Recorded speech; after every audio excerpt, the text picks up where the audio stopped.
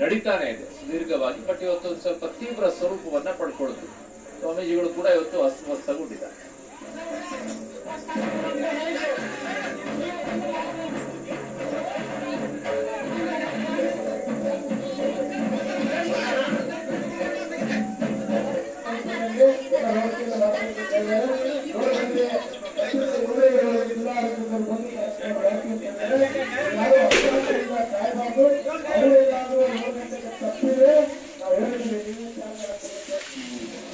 ಬರ್ತಾ ಇದೆ.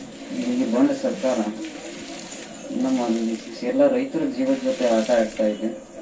ನಮ್ಮ ಮಾನ್ಯ ಸಚಿವರ ಕೈಯಲ್ಲಿ ಏನೂ ಇಲ್ಲ, ಜಿಲ್ಲಾಧಿಕಾರಿಗಳ ಕೈಯಲ್ಲಿ. ನಮ್ಮ ಬಂಡ ಮುಖ್ಯಮಂತ್ರಿಗಳು ಇವತ್ತೊಬ್ರು ಸ್ವಾಮಿಗಳನ್ನ ಕೂಡ ಬೀದಿಗಿಳಿಸಿ ಹೋರಾಟಗಳನ್ನು ಮಾಡಕ್ ಹಚ್ತಾ ಇದ್ದಾರೆ. ಬಹಳ ಸುಸ್ತಾಗ್ತದೆ, ಮಾತಾಡ್ತಕ್ಕಂಥದ್ದು ಆಗ್ತಾ ಇಲ್ಲ.